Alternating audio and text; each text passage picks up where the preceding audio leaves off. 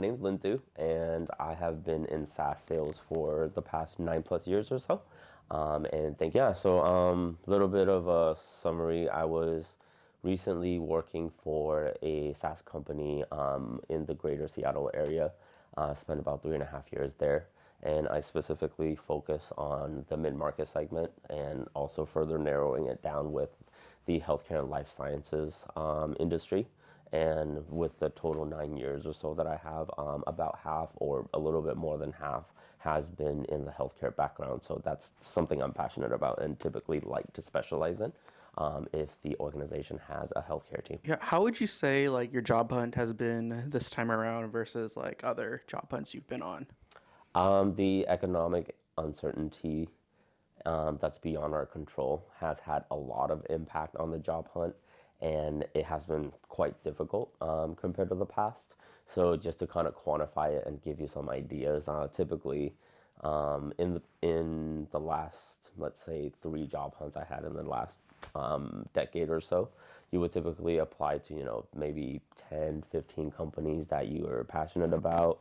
And from there, you work your way through for the interview process and just overall be able to convert, let's say, 10, 15%. So given that, you interview with 10 companies, you'll probably get an offer, whether you're starting out or you're mid to senior level or at the strategic level.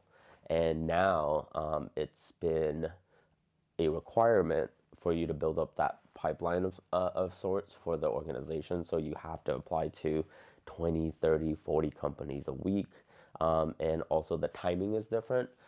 Previously, you could just sit down on like a Sunday morning, grab a cup of coffee, and then just do your applications. But now, an example of a friend of mine, she was interested in working for an organization, and I had a referral for her. And they opened up a sales development representative role around, let's say, 8 a.m. on 8 a.m. And then I sent it to her immediately.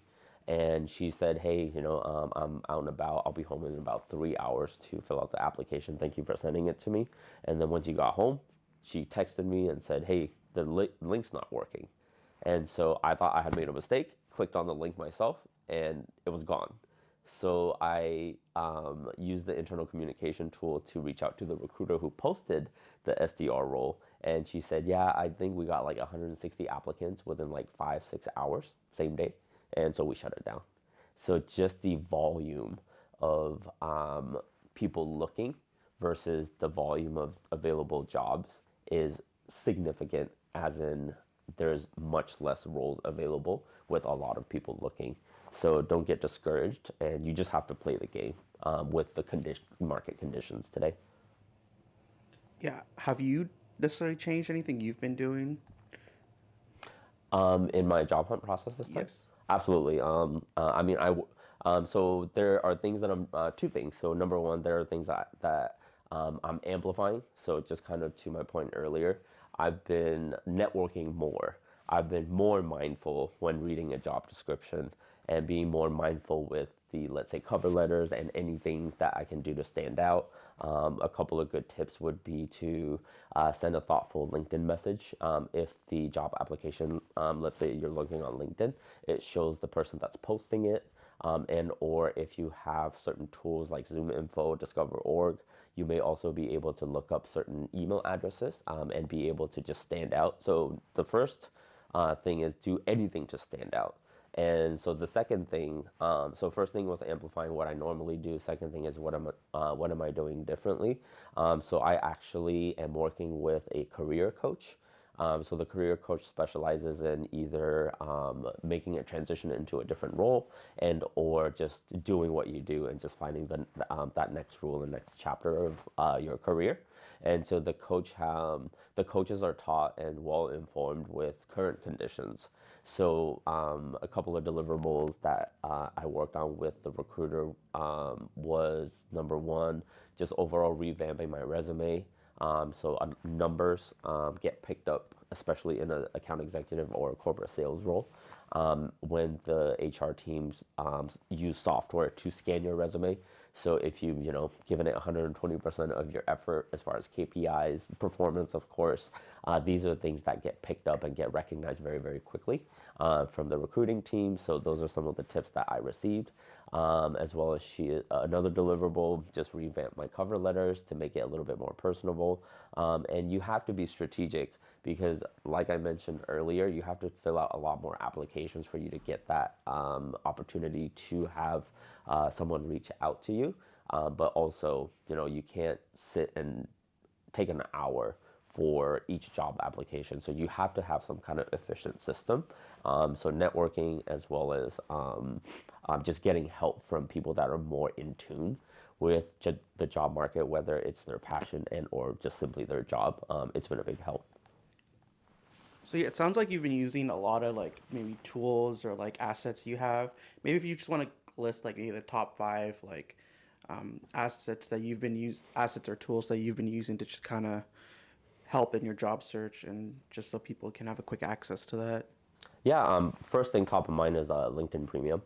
And so that it gives you certain access right now. You can reach out to people based on certain settings. You may not be able to send them a message on LinkedIn without premium access. So I think that's worth the investment for sure. I understand there are a lot of job platforms. However, in the SaaS world, LinkedIn is a very, very common tool. And my whole career started off of just doing research on LinkedIn. So it's worth it, I believe, to invest in that. The second thing is some type of directory that you can get access to. And so a couple of tools that I mentioned earlier were Zoom Info and Discover.org. And that was more from me from being familiar with those platforms while I'm at the job. And so I'm sure there are other platforms that may be a little bit more cost effective depending on your situation. And the third thing, and the third category, I guess, is anything to make you stand out. Because I'll mention this again and again throughout the interview. There's just so many applications. You just have to do whatever it takes for you to be noticed and for you to stand out. So one that I like to use at a personal level is Vidyard. So you can get a free Vidyard account, and with that, I send thank you videos after interviews. And the one of the cool features about Vidyard is with the free account, you can copy the link and thumbnail and paste it straight into the email of your body, and it shows the video in the body of the email, so it looks really clean. It's not a link, and a lot of the times, right, when nowadays, if you get an email with just a link, people might freak out a little bit.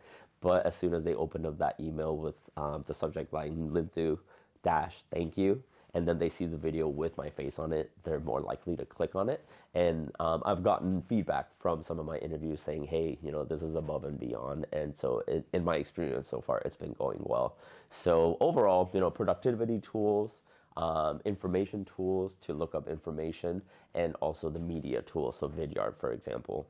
And then the last two, really, I'll focus it on, let's say, the companies that you may be interested in. So it goes a long way for you to do a little bit of research. I'll give you an example. I interviewed with an API open platform last week, and I was doing my due diligence and research the night before the interview, and I happened to come across a webinar that they posted and went live some dates back, and it was very recent. And so I started watching. It was only 31 minutes long or so. And within the first 10 minutes, I really got an idea of what the product does, got really excited about it, right? So then when I came to the interview the next day, I was genuinely excited to talk to that person. And the recruiters, we think it's hard because we're sending out so many applications and maybe not hearing back. But imagine the recruiters. They have to go through the redundancy of filling the position. They have to figure out somehow, hey, what makes this person great, or what does this person do, or was it like generic answers and questions? And so on their end, it makes them a little bit excited and want to talk to you more if you're kind of tailoring and strategically choreographing the experience that you want them to have based on your creativity and or just overall your strategic execution. I mean, it sounds like you're definitely doing a lot. It definitely must be draining, doing this constantly every day. What have you been doing to kind of keep your morale high, keep your spirits up? Hang out with Eddie.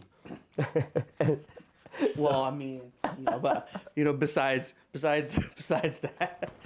so the theme of what I want to say and the reason why I was so excited about this opportunity is I can look at some of you and say, hey, it's rough.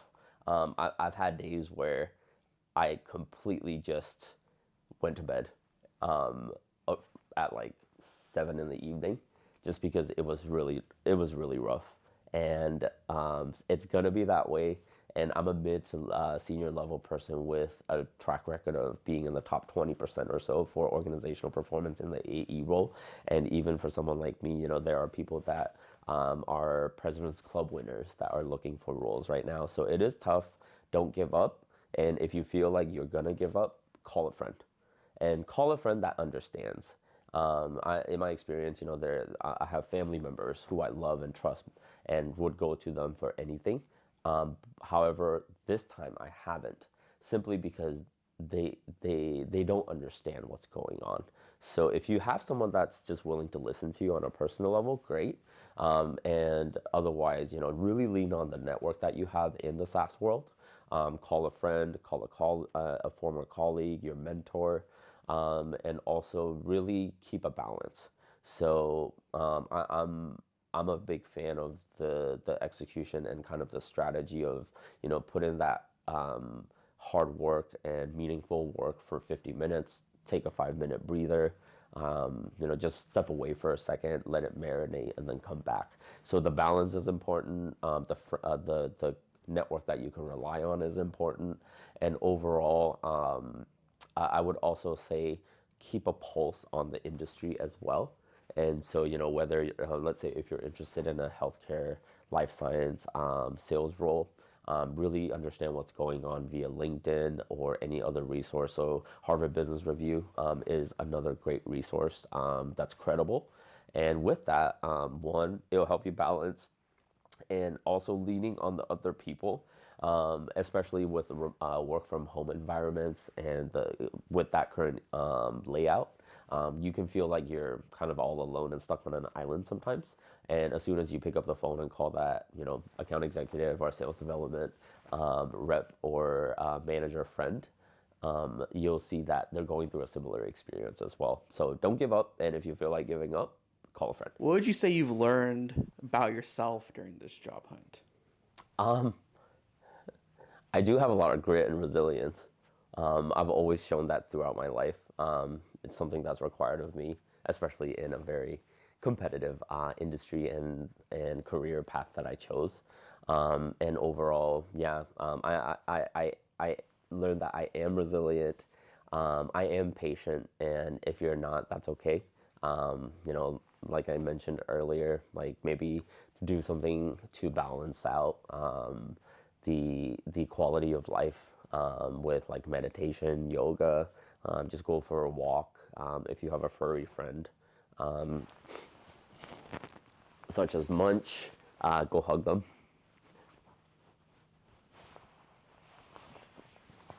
Anything you've maybe learned about the corporate world or, the job world in general?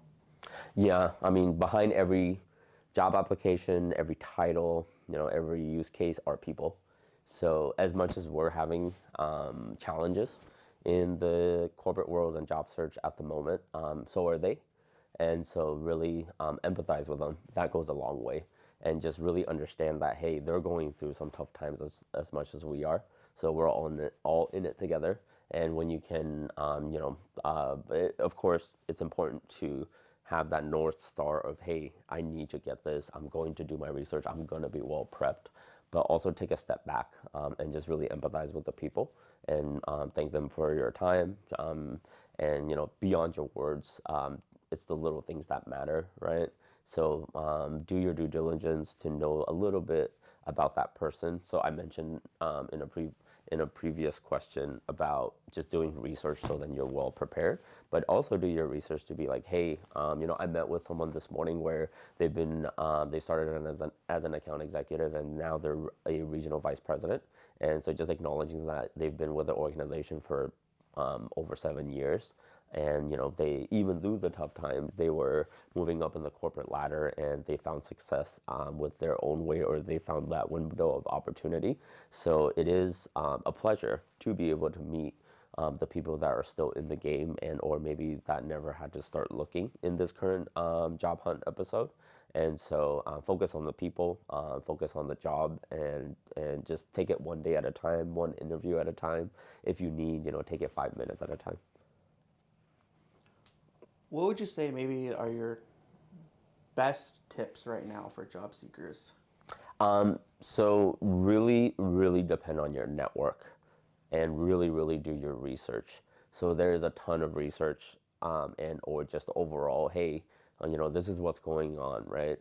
So I mentioned earlier too about my friend that was wanting the role, and it closed down 5 hours later because things are moving along so quick. You have to keep a pulse on it, and so instead of apply, if you're applying for jobs once or twice a week, that's fine.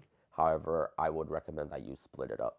So let's say, spend an hour a day each morning or each afternoon, and again recognize what the what the ecosystem is like, and then really adapt to that. And so as of right now, it just takes that constant effort for you to pay attention, and then make it worthwhile when you do get that chance for an interview for the person, by being personable, prepared, and being mindful.